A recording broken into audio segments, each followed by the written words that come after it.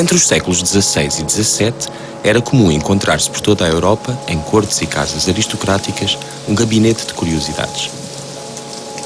Podia tratar-se de um modesto armário ou de um salão. Nesses espaços, eram colocadas em exposição as curiosidades trazidas de viagens. Ali era reunido tudo o que tivesse o valor de exótico ou de maravilhoso.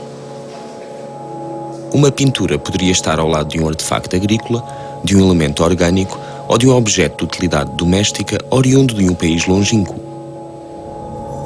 Os objetos testemunhavam as memórias de uma viagem, de uma história, de uma realidade distante.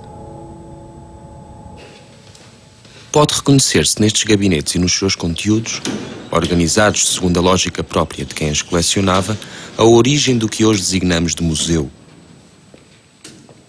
Coletados por impulso do gosto ou pelo desejo de possuir, estes objetos eram guardados e descontextualizados da sua origem, sendo destituídos da sua função original. Estes objetos, uma vez reunidos num gabinete e mais tarde no museu, ganhavam o atributo de obras de arte.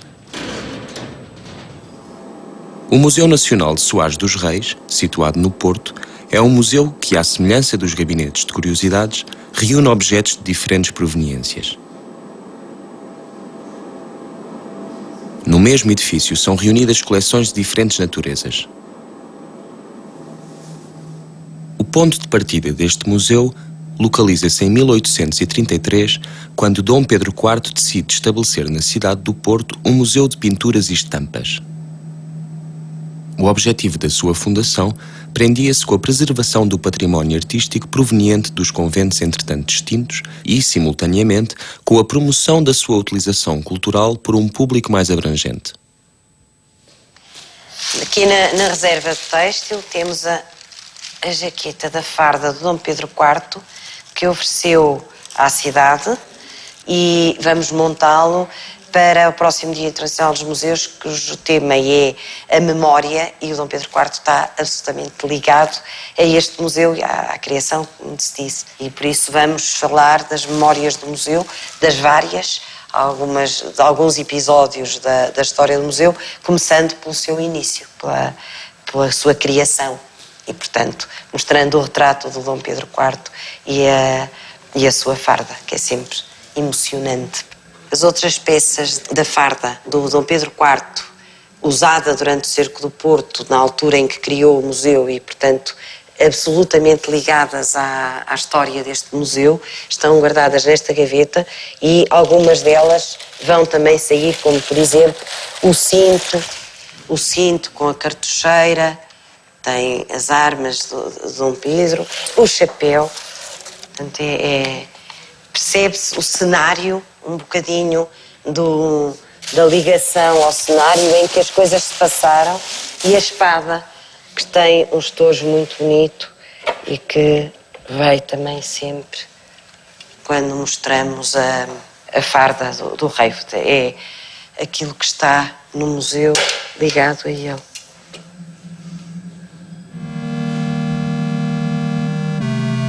Ainda no século XIX, este museu, na época designado de Museu Portuense, passa a estar sob a direção da Academia Portuense de Belas Artes, que lhe atribuía uma natureza fortemente académica e de tendência artística, com a exposição das obras de alunos e professores.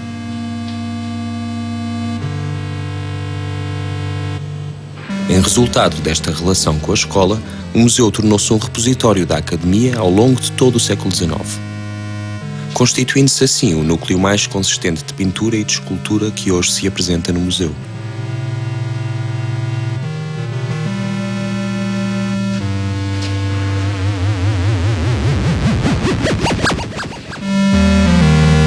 No âmbito das reformas republicanas de 1911, o museu adota o nome do escultor portuense Soares dos Reis e, em 1932, adquire o estatuto de Museu Nacional.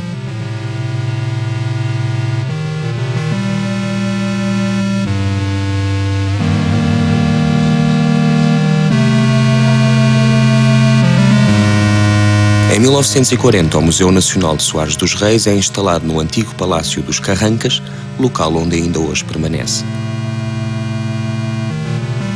Neste edifício foi reunido um conjunto heterogéneo de espólios e coleções com as mais diferentes origens.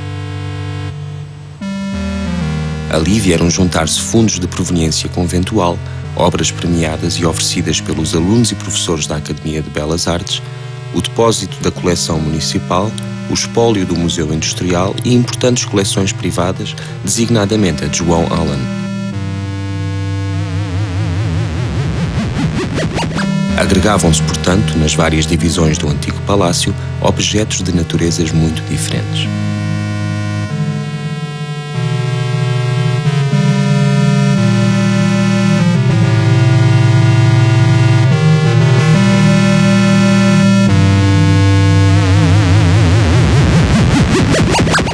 O museu passou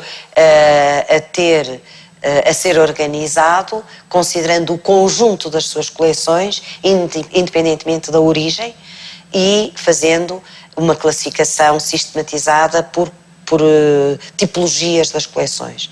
Por isso, hoje em dia, consideramos a coleção da escultura, a coleção da pintura, a orivesaria, a joalharia, nas artes decorativas, portanto, a joalharia já entrará por aí, o mobiliário, a cerâmica, com a faiança, que é uma grande representação, e a porcelana, essencialmente a porcelana oriental e de fabrico oriental de encomenda, e ainda o têxtil, que é onde nos encontramos na reserva. Portanto, o museu foi instalado na década de 30 para 40, em 42 abre ao público e depois, com pequenas remodelações, manteve a estrutura que lhe foi dada nessa altura.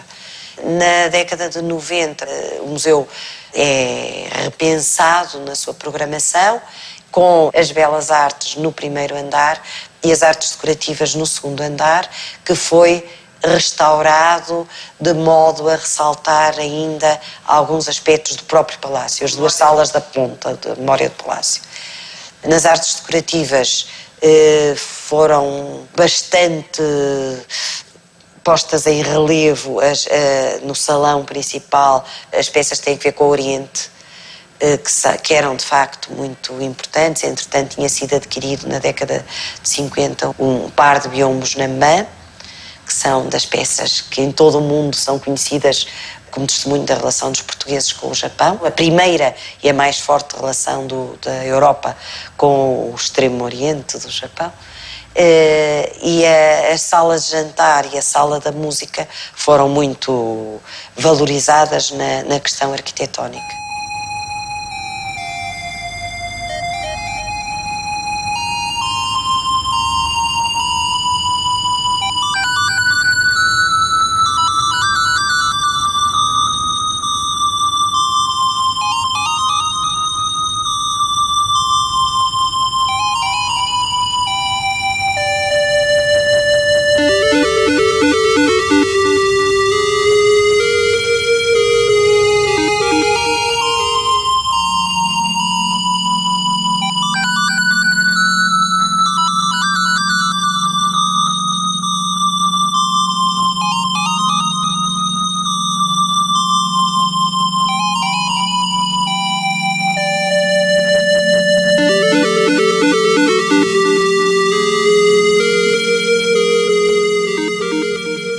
A coleção exposta no primeiro andar foi exposta com um programa em que a então diretora do Instituto, Raquel Henriques da Silva, teve um papel também importante, e a lógica da exposição foi representar o século XIX.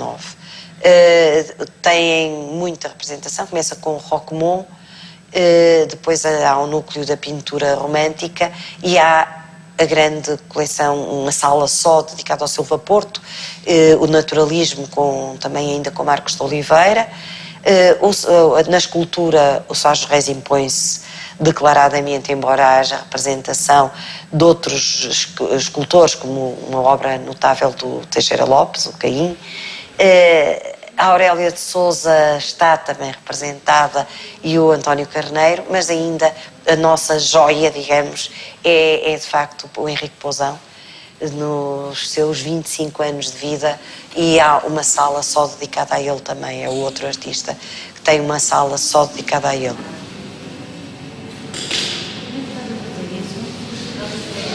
O importante núcleo de pintura e escultura naturalista representado no museu, de que a presença de artistas como Silva Porto, Henrique Pousão e Aurélia Sousa é emblemática, é motivo para uma reavaliação da modernidade portuguesa num contexto internacional.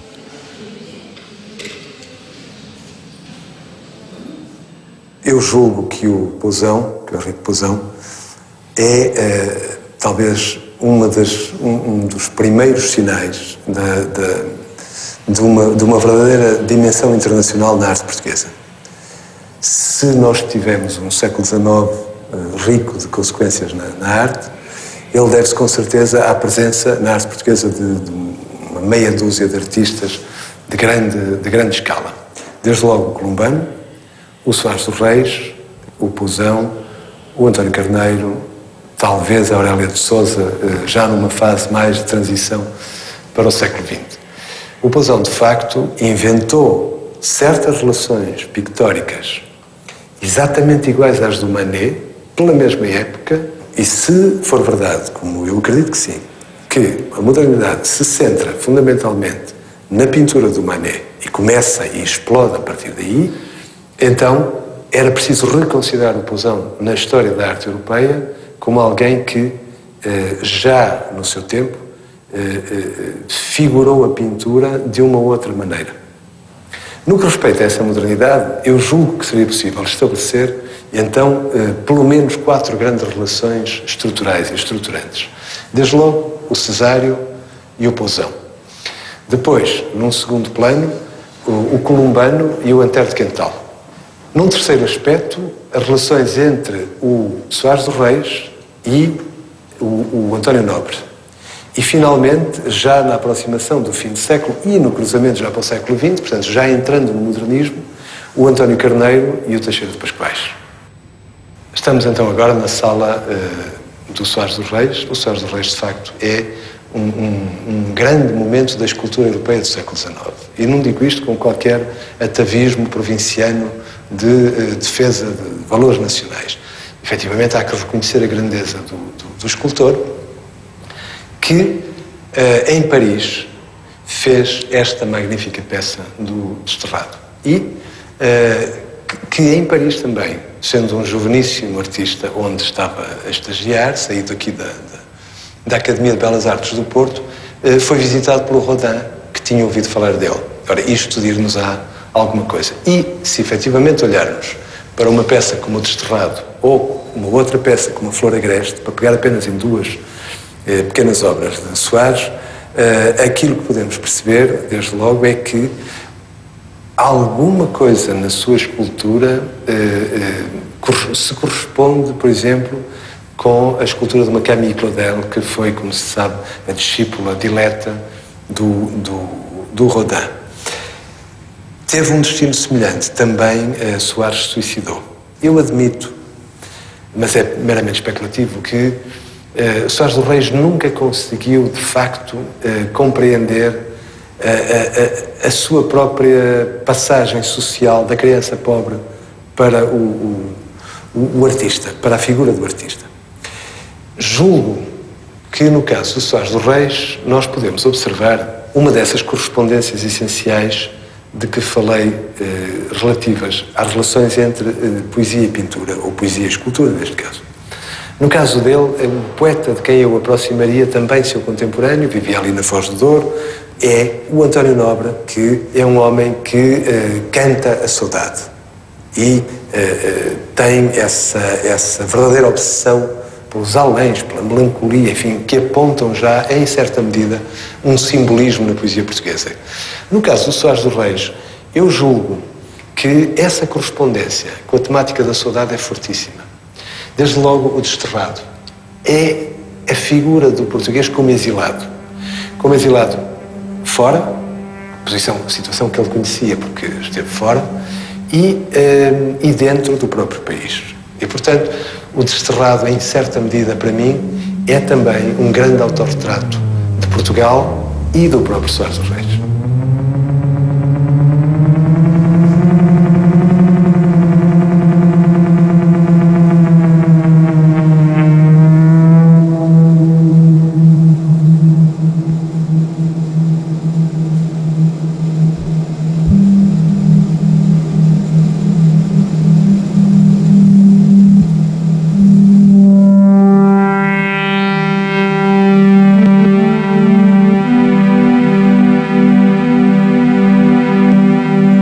apresenta em permanente exposição uma coleção de arte que reúne artistas, na sua maioria portugueses, com produção no período entre o século XVI e meados do século XX. No entanto, a arte contemporânea tem pontuado o Museu Nacional de Soares dos Reis em alguns momentos.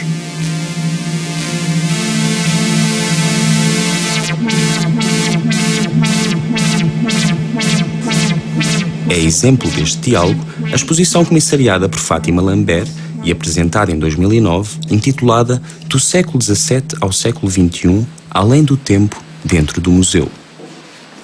Nesta mostra, algumas peças do museu foram colocadas em confronto com obras de artistas contemporâneos. O confronto entre as obras do museu e um olhar contemporâneo é um desafio permanente a novas leituras, que cruzam tempos diferentes com ideias comuns. O autorretrato é assim algo que é uma das minhas linhas de investigação e é uma constatação, de facto, porque se atendermos essa periodização da arte contemporânea, situando isso aqui, isto é polémico, mas a partir dos anos 60, nós temos uma recorrência. O autorretrato, a autorrepresentação, a autopresentificação, a autotransfiguração, claro que sempre com uma base autognósica que pressupunha que se uma pessoa se autorretrata é porque se quer conhecer melhor a si mesmo, portanto, de um autoconhecimento. Mas na contemporaneidade e na atualidade, o autorretrato e a autoimagem muitas vezes estão a ser emblema de denúncia de situações de maior amplitude, com uma afirmatividade política, ideológica, denunciadora de situações, de causas, portanto, que foi o caso da Aurélia de Sousa, e que era, portanto, um trabalho muito interessante, e é o único autorretrato feminino que eu saiba nesta coleção. E isso é que é também curioso, é porque, de uma maneira geral, e não é só o caso português, né, a nível da historiografia da arte, as mulheres artistas estão sempre ligadas ou a pais, ou a maridos, ou a figuras familiares masculinas que têm uma praxis artística. A Aurélia de Sousa não. A Aurélia de Sousa não tem qualquer figura masculina associada a ela, portanto ela, pelo que se sabe, era uma vida muito estoica. Aliás, o autorretrato dela é extraordinariamente austero, o olhar é muito interpelativo, é muito forte, portanto realmente é uma peça... É relevante, é todo o título, penso eu que não é só no panorama português, mas internacional deveria ter uma outra presencialidade.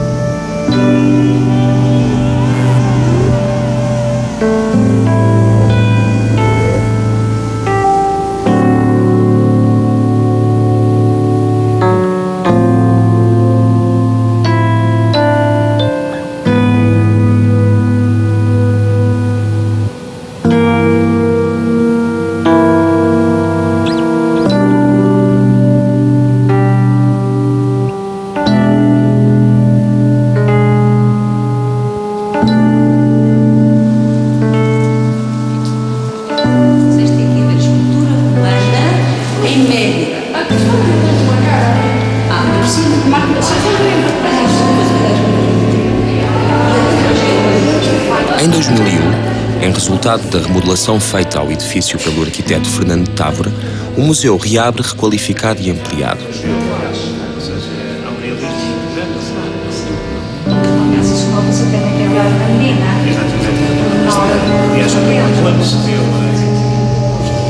Este é o Luís Oliveira e o Afonso Pereira de Mel, sabem, foram... Desde a sua reabertura em 2001, o museu tem vindo a desenhar uma programação de exposições temporárias cujas temáticas visam dialogar com a coleção permanente. As exposições poderão ter como tónica a obra de um artista, época ou disciplina representados na coleção. Estas mostras pretendem complementar e renovar o olhar sobre os conteúdos do museu. Através da abertura do seu imenso gabinete de curiosidades a outros olhares, o Museu Nacional de Soares dos Reis tem dado continuidade à ideia implementada na modernidade de que o museu é um espaço de confronto provocatório ou reflexivo. Sendo também um espaço em constante incorporação de outras coleções, visões ou identidades, o museu renova o passado e acrescenta significados ao presente.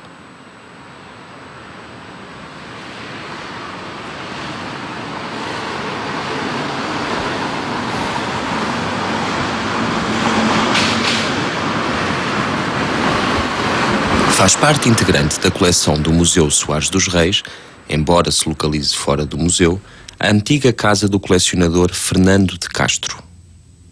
Fernando de Castro herdou do seu pai sociedade numa firma comercial com escritórios e loja na Rua das Flores, no Porto. O colecionador passou grande parte da sua vida, que acompanha a viragem do século XIX para o XX, a reunir as peças com que decorou a sua casa com o objetivo de nela criar um museu. As peças aqui reunidas, que se distribuem pela casa, correspondem a um período semelhante ao representado pelo Museu Nacional de Soares dos Reis.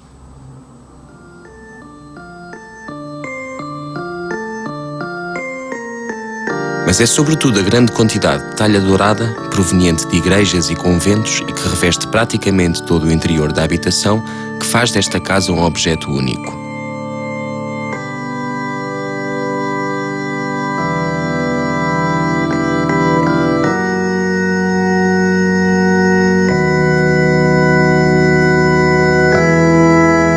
Hoje instituída Casa-Museu, extensão do Museu Nacional de Soares dos Reis, a coleção de Fernando de Castro assinala a memória de um gabinete de curiosidades, onde são organizados, ainda sem o rigor museológico, objetos de diversas origens segundo a lógica própria de quem os reuniu.